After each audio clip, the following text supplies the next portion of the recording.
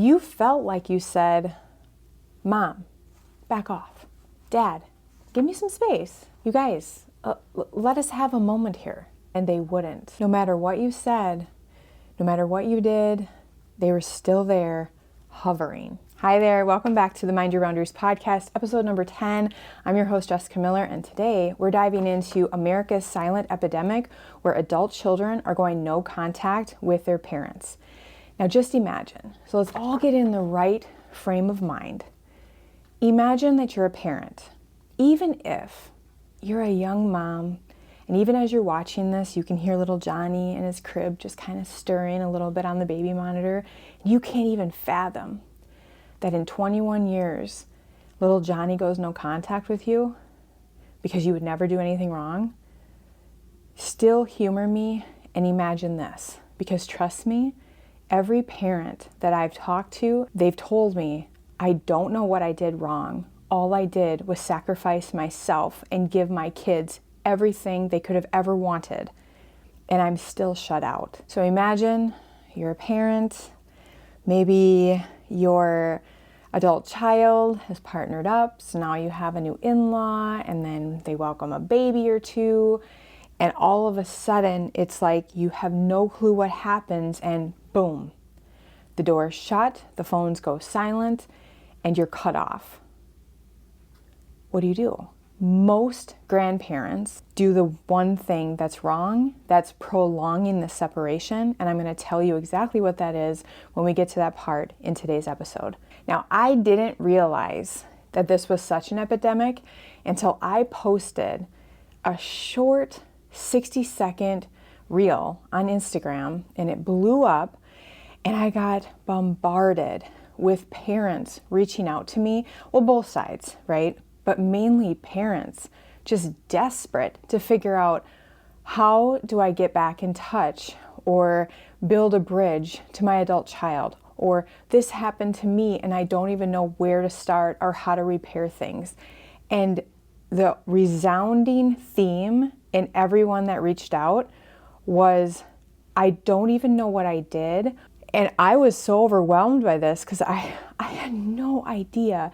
All it was a simple, what do you do when your adult child goes no contact? So what I did is I have geeked out now for over 2 months, diving into this world, really trying to understand, why is this happening? There seems to be a really big breakdown in communication, and someone needs to start talking about this, because in a healthy way, in an empathetic way, in a compassionate way, in a way that shares effective tools so that we're not wasting time. So today, I have a list of things that we are going to talk about. We're going to talk about the top 5 reasons that your adult child goes no contact.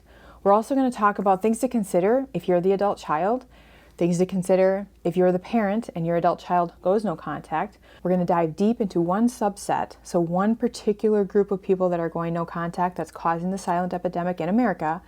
And then I'm going to take you through my 3-step reunification process. What do you think, beyond physical, sexual, mental, emotional abuse, beyond persistent mental illness, why do you think an adult child would feel like, I have no other choice but to cut you out of my life?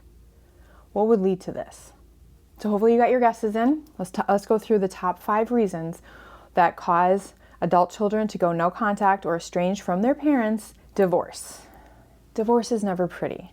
However, sometimes we have, in a couple or in a marriage, you have one parent that wants to kind of win the crowd. They have the kids pick their side.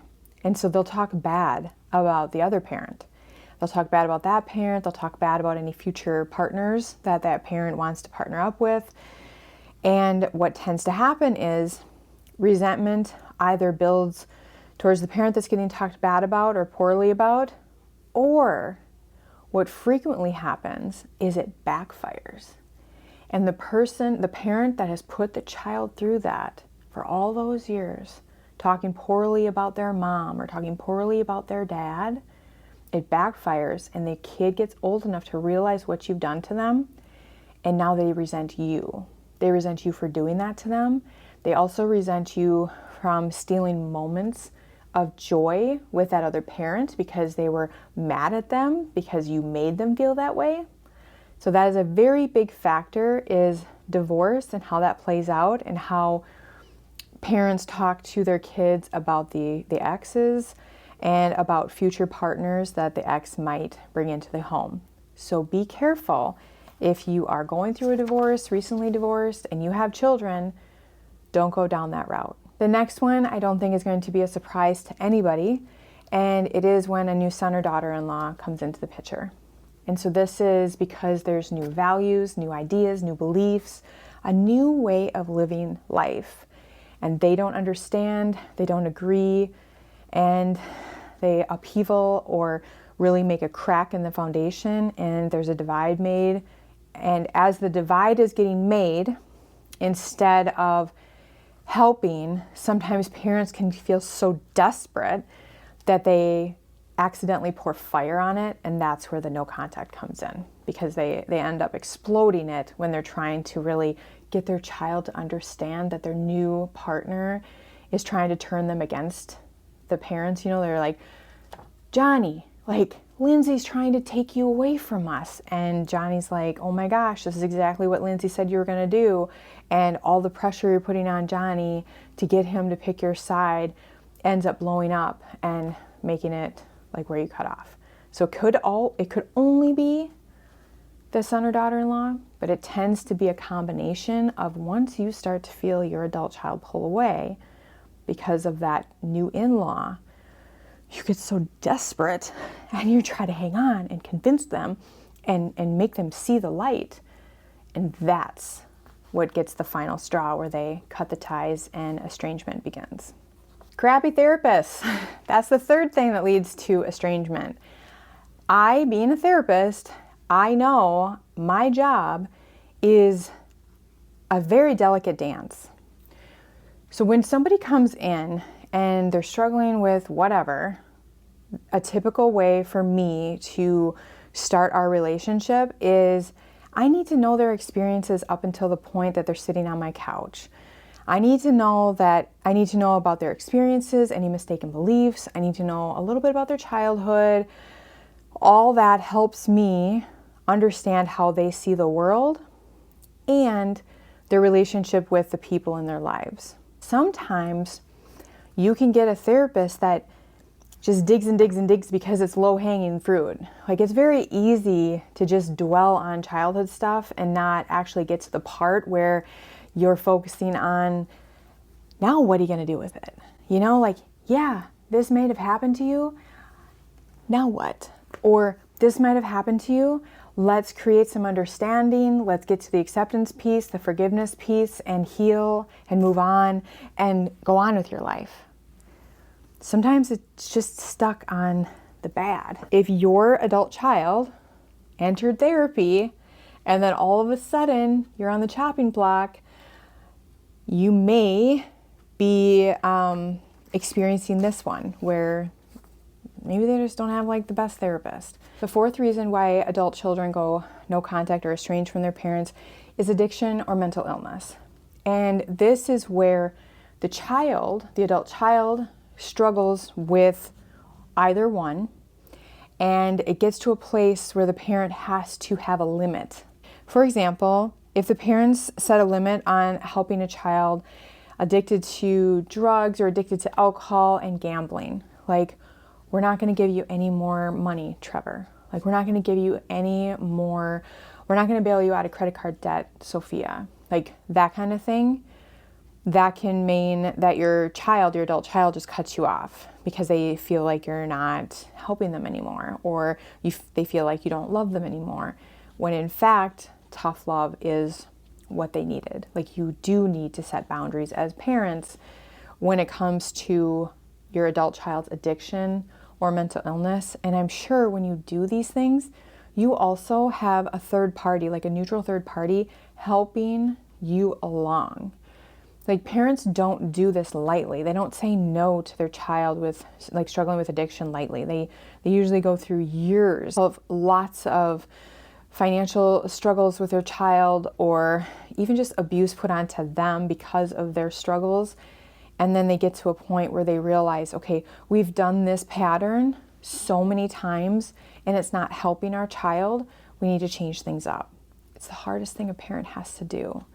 And a lot of times when they do it for a period of time, their child will go no contact, kind of as a punishment, but they're also hurting because they don't understand that the tough love is to get them out of this cycle. The last one is the one that's rocking families all across America. We're talking about generational values, and we're talking about children that are just getting so sick of feeling judged, parents that parented in a helicopter way after being raised like latchkey kids, and they swung the pendulum all the way over, and now Gen Xers raised millennials and Gen Zers as helicopter parents. And with that, they're very overbearing. They took out all the bumps. They didn't let them struggle.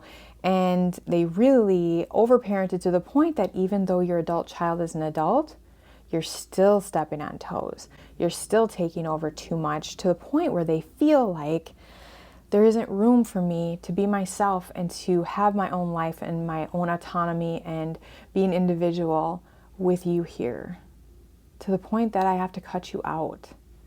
That's the group we're talking about today. Things to consider for parents. You know, at different developmental stages, we got to shift our parenting and we have to adjust how we parent, right? From grade school to middle school, get a little bit more freedom.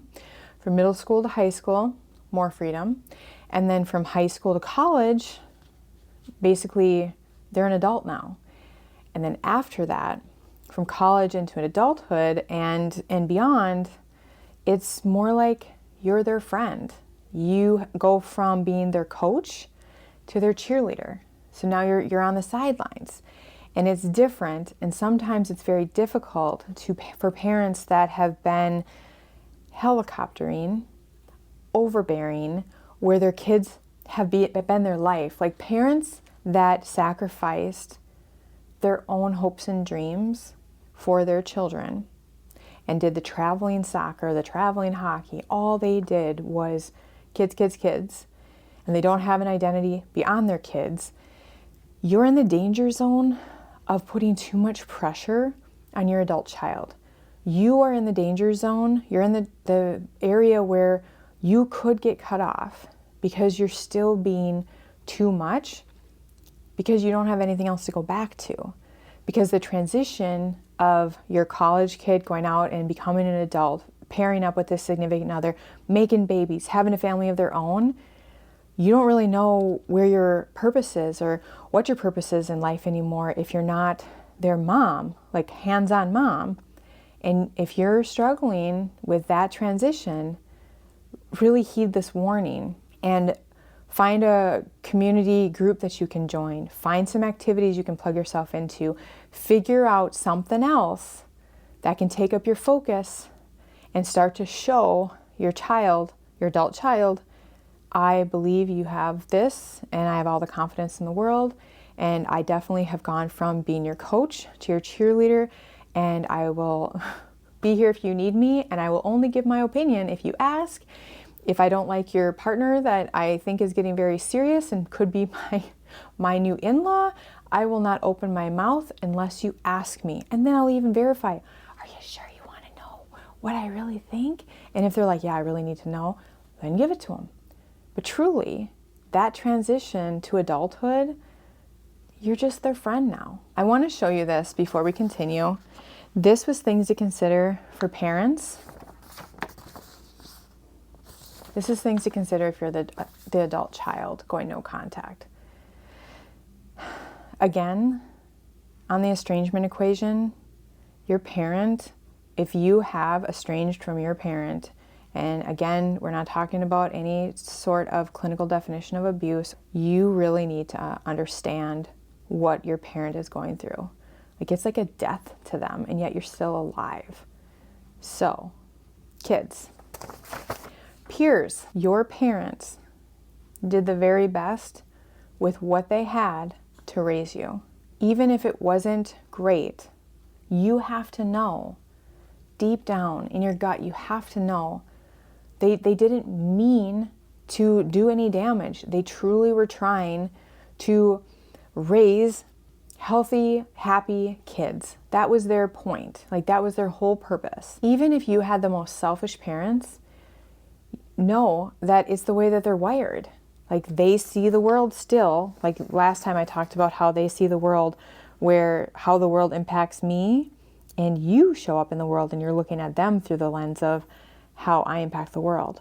They never got that flip. So they're still in this stage. And so thinking of that, you have to know, okay, well, with a brain like that flipped in, they still did the very best they could. Views change. You need to understand what was accepted back in the day when you were growing up, maybe for parenting or politics or something else. That was okay back then. Views change. Maybe it's not okay today, like in today's society. But having your parents be looked at through the lens of today's standards for their behaviors or the way that they parented back then, that's not okay. You got to knock that off. Like, that's not fair to them. And be careful. Because what we put our parents through today, if and when you do have children, they're watching. They're watching the way you call your mom, you don't call your mom, the way you talk about your dad, the way you don't talk about your dad. They know, they feel it, and they understand the dynamics. And karma is a thing. So really understand, am I putting my parents through petty hell, arguing about things they can't change, ways they raised me because it was acceptable back then and now it's just atrocious? Am I putting them through unnecessary hell and grief? And if so, you really have to be careful, because your kids are watching what you're doing to grandma and grandpa. And that might come back around and bite you in the butt. Parents are not disposable. You can't just say, I cut you out of my life and as soon as you're gone, the drama will stop. It doesn't work that way. We are biologically wired and bound by this deep bond with our parents. It doesn't feel good to be estranged from your parents. And if you are estranged, you know what I'm talking about. It doesn't feel good. And it's because you're biologically wired to stay in contact with them, because they're supposed to be the people that protect you. But you may think that they stand in your way of personal happiness, autonomy, individuation. But outside of extreme abuse and neglect, they are human beings that can't be put out with Tuesday's trash. It might seem like they clutter up your life, they're just a problem, but trust me, no matter what TikTok says, family matters. The last thing I want you to consider as an adult child that's estranged from your parents, I want you to consider, if you're in therapy and your therapist tends to grab the low-hanging fruit and dwell on your childhood and the negative impact that your parents had on your confidence, on your self-esteem, on your ability to strive and make gains in your adulthood, really step back and ask yourself, is my therapist going full circle? So is she picking at scabs and then leaving them open? Or is she picking at the scab, cleaning it out with peroxide, bringing in, like the Band-Aid and really cleaning it up and helping it heal properly by providing alternative perspective as to why my parent might have done such things, like whatever it was, besides extreme abuse or severe mental illness? Are they doing that? And if they're not, if they're just picking at old things and then leaving them open and letting you walk out bleeding, maybe you should consider asking some questions, or at least consider, hey, don't you think we should go full circle here? And don't you think we should try to come up with some understanding to humanize my parents instead of villainize them? Helicopter parents. Gen Xers were latchkey kids, and as every generation does, Gen Xers swung the other way. and they are a different type of parent. Not only did Gen Xers show up at every event, they showed up at most practices. They had you in multiple sports, not just the school sports, traveling sports. They helped you write papers. They did everything and anything they had to make sure all the bumps out of your road were taken out. They gave up their life. They gave up their dreams, their hopes for their own individual pursuits of happiness for their kids. But here's the thing. When you're a helicopter parent, it's really hard to pull back. It's just like this is you hovering all the time and you don't know when to pull back. And so even though your adult kid is no longer a kid and you have to go from coach to cheerleader, you don't know how. And this goes beyond college.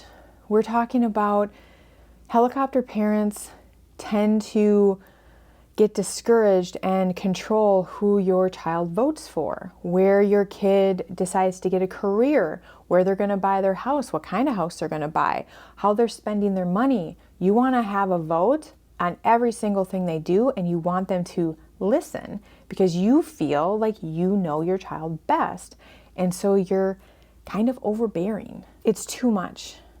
And the helicopter parents that don't know how to pull up and get new passions, new focuses once they become the cheerleader and they're no longer the coach, those are the parents that are suffocating their adult child, and their adult child doesn't know what to do but cut them off so that they can pursue their own individual dreams, hopes, and be happy and have autonomy and individuality. Every TikTok video that your adult child sees, every time they feel like you're standing too close to them, every time their significant other says, "Sam, this isn't normal," every time friends give your son crap because he still needs his mommy, all these things lead to that WTF moment where they take a break, where they tell you, "I can't take this anymore." There's an explosion and you're cut off. So for you don't realize, you may not realize what's coming because they're just stuffing it down until one day they realize, okay, everyone else in my life has been telling me, or everyone on the internet has been telling me that this is going on. And now I've gotten to a point where they're just not understanding it. They're just not getting it, that they need to back off. And I don't know what else to do besides say, go away. And when that explosion happens, you're just like, what just happened? Like, you're so confused. You're like the parents that were reaching out in the DMs to me saying, I don't know what I did wrong. Because the whole time for you, you've just been trying to be a good parent, making sure your son or daughter knows that you love them, that you're there for them. You've been there for every scrape, every heartbreak, everything, only because you want them to know, I love and care for you. You might be thinking, I've raised ungrateful kids. You might be a little angry with them, but most of all, you're devastated. This is like that feeling of getting your heart just wrenched and wrenched and wrenched. You're absolutely devastated. You don't know what to do. And that's why you're watching this video right now. Adult kids, I get it. You felt like you said, Mom, back off. Dad, give me some space. You guys, let us have a moment here. And they wouldn't. No matter what you said, no matter what you did, they were still there hovering. Until it got to the point where you were just like, I can't take this anymore. Cut. Because you felt like no matter how you said it, they didn't see you as an adult. They didn't respect you. They didn't see you as a person with your own thoughts, beliefs, values, dreams, ideas for how you want to live your life. They couldn't see that. So you did the only thing you knew what to do, which was push them away. So you pushed them away, you cut off ties so that you would have the ability to spread your wings and fly. It's not that you're ungrateful. You are grateful. However, I bet you do resent them for taking out all the bumps. I bet you do wish they allowed you to struggle a little bit. Because when you look at your colleagues or your friends or even your significant other, maybe you see a little bit more grit in them, and that grit can only come from challenges. You blame them for not hearing you. You've tried to say things, you blame them. And you have a therapist now in your ear saying yes, and validating you and making you feel heard, seen, and understood. And even though you don't believe there is any other way to go about this other than no contact or estrangement, please keep watching, because the amount of life this will take from your parents is going to be irreparable and so damaging. And that feeling as an adult child, that feeling that you feel if you are estranged from your parents, I don't believe it goes away. I believe it's in our DNA to be connected to our parents. And so that feeling, that gnawing, is going to be there. Now, it's not as intense as the heart-wrenching pain that your parents are going through. However, your suffering, it's going to take life away from you as well. Story time. We have Joyce and Jerry. They are parents to 3 lovely adult children, 2 daughters, 1 son. Jake is their son, married to Stacy. They have 2 kids. Stacy is very pregnant and about to give birth to their 3rd child. Now, leading up to the delivery date, Joyce was starting to see Stacy pull away, be more distant, not come to all the barbecues because they all live in the same community. And she even stopped responding in the group chat. A month before the delivery date, Jake and Stacy came over and talked to Joyce and Jerry and said, "We're not going to have you guys join us in the delivery room this time." Now, this was a huge, huge slam for Joyce because she has been included and very much a part in all the deliveries with every grandchild. So she's got multiple grandchildren with her daughters and the 2 already with her son. And Stacy has always made her feel like a surrogate mom. Like, she's always made her feel a part of it. So she was devastated. She allowed, she's like, okay, I, obviously am sad about this, but I'll respect it. She allowed a couple days to go by and she was just ruminating on it and she couldn't let it go. So she reached out to Jake and said, I don't understand. I'm a little bit worried about Stacy. Do you think we could, talk? And he said, "No, Mom, we're busy. Like, this is our decision. Just kind of leave it be." And then a week later from the big discussion, a week passed, she shows up at Jake's work and she's like, "Hey, I'm just wondering if I could take you out to lunch." And she had never seen her son get so upset. And he said, "You just don't get it, Mom." He's like, "We need a break from you. Don't call us. We will let you know when we're ready to talk." The birth happens, calls are ignored, social media posts are made. They can see that Stacy's family was very much included in that delivery room. Their feelings are hurt. 2 weeks go by and still not a peep. How are you feeling right now? So in this moment, in the comments, what are you feeling for Joyce?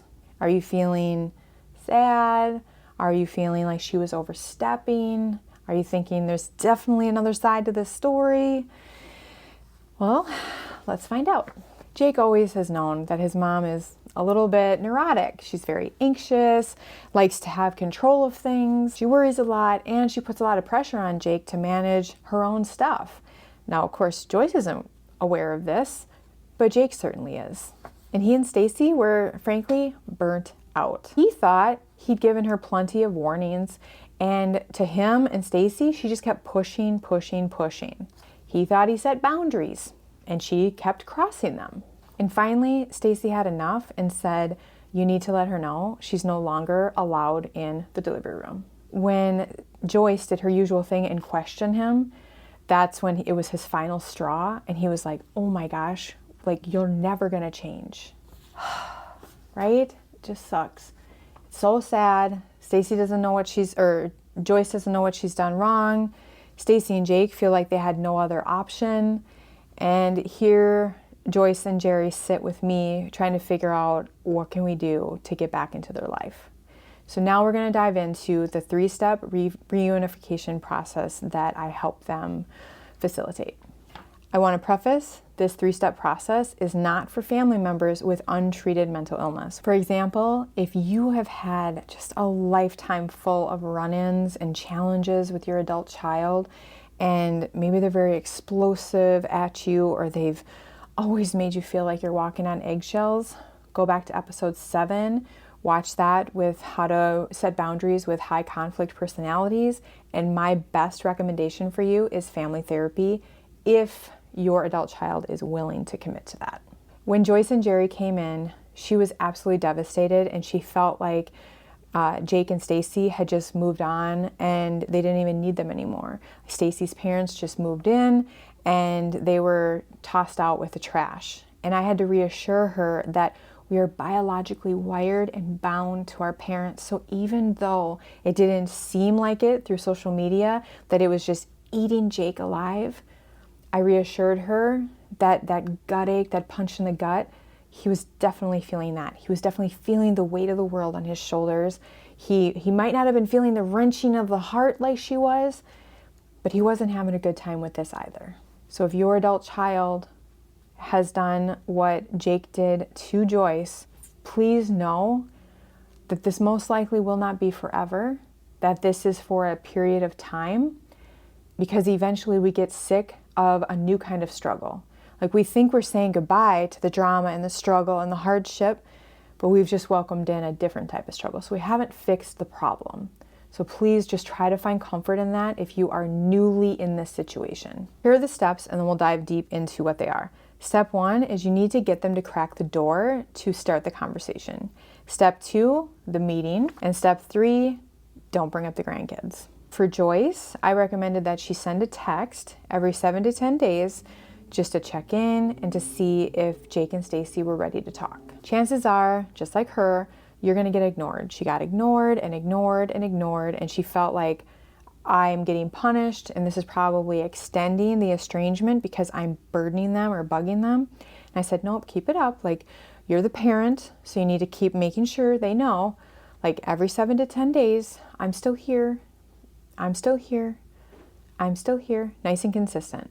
Once you receive the message that the door is cracked and they're willing to have the conversation, seriously drop everything and meet on their terms. If they want to meet with their therapist, if they want to meet at a restaurant, if they want to meet that night, drop everything and go. The one thing I recommend, and this is very, very important, leave your ego at home. It's not going to be helpful to talk about who's right and who's wrong. All you're going to want to do is be a parent when you show up and validate your child's feelings. You're not going to tell them they're right or wrong. All you're going to do is say, I'm so sorry I made you feel that way.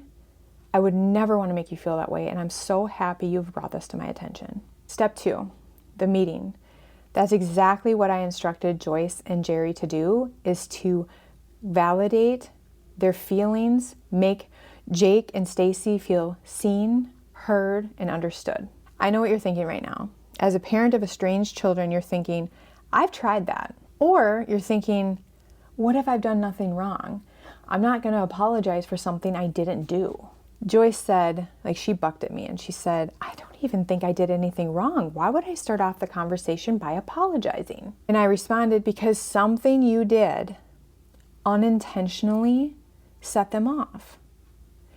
You obviously hurt them in some way, not trying to, but you hurt them. Otherwise, why would they be doing this? So you might not know what caused this split, but based on your adult child's reaction, I'm assuming they believe you know and that you understand. So go into the meeting knowing that they're going to expect you to take accountability and responsibility immediately. And if you can do that right away, you'll dissolve their defenses so that you can actually have a conversation. I also reminded Joyce and Jerry, when you go in there, don't focus on the details.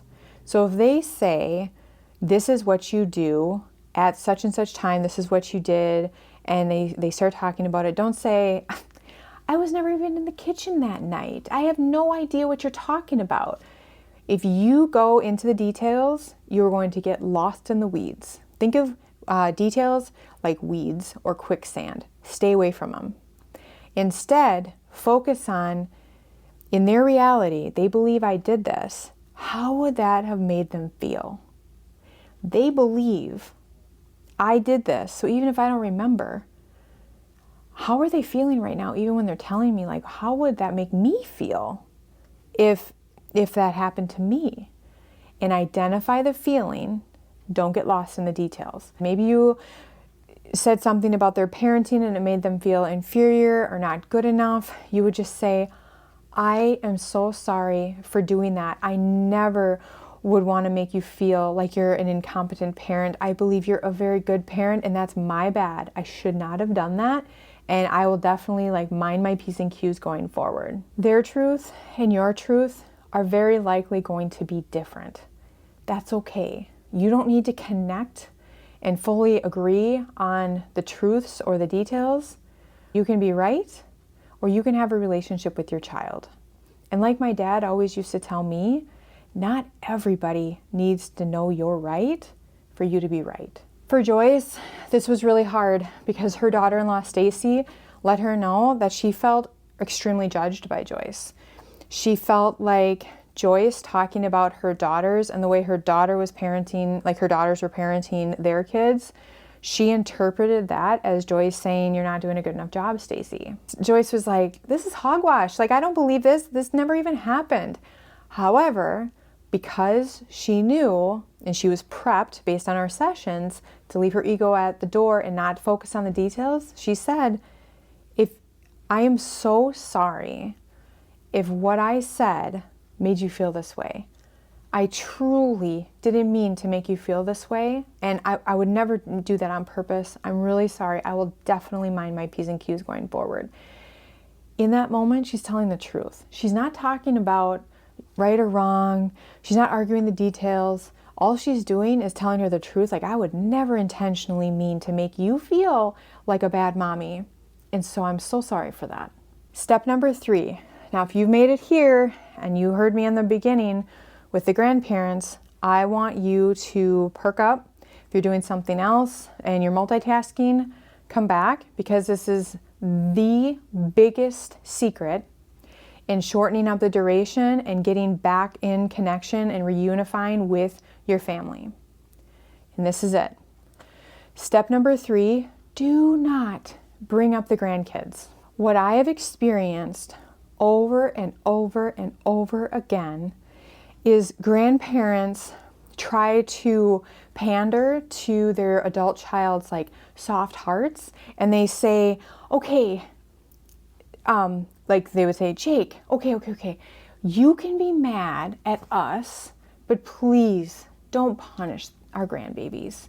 Don't punish the kids. Don't take them away from us. So you guys be mad at us, but don't take away the kids. From your kids' perspective is, get out of the way. You don't matter. Give me those grandbabies. Do you see what I'm saying? You don't realize it, because what you're saying is I know you need time. You have a process that you need to go through. I get it. And you're trying to say, I'll give you space for us to work on this.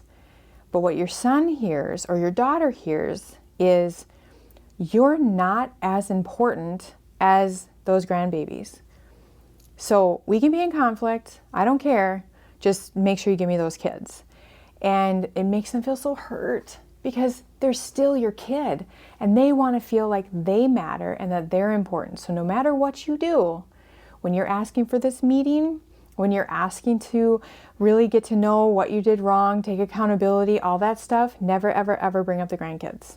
After Joyce, Jerry, Stacy, and Jake met, Joyce and Jerry never brought up the kids at all. As they were leaving and hugging it out, Stacy asked Joyce and Jerry if they would want to follow them home and meet the new grandbaby. And this is what should happen if it's done right.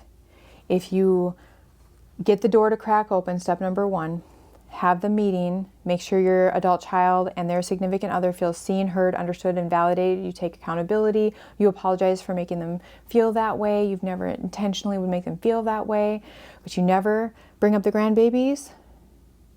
You should be invited within a very short period of time to see your grandbabies. It might not be that very night, like with Joyce and Jerry, but you can expect within the next 2 weeks to get an invite to come see the kids. Adult kids, during the meeting, these are the things to remember. Number 1, your parents did the very best they could when they raised you, and they also are doing the very best they can to transition from being your coach to your cheerleader, even if it's terrible at this point. As you go through the parenting years, there's going to be so many things that you're going to look back on and you're not going to be able to remember when you're a parent in survival mode. Give them the grace to say, I don't remember that happening. Maybe they remember the situation, but they just didn't perceive it as impactful as you did or in the same way as you did. You can't fault them for that. So give them grace. Allow that to sink in. Okay, they don't remember that. That's okay. Most parents are in survival mode. But now allow them to tend to your feelings about it so that you can make progress moving forward and healing. As much as you can, try not to derail into the details of the weeds. Just stay on topic with how they made you feel and get them to validate, see, and understand what their actions did to you and how it impacted you. Don't go back and forth and argue with your egos who was right and who was wrong. It doesn't matter. You both feel like you're right because it's your reality. Wow, this was a big one. So let's recap.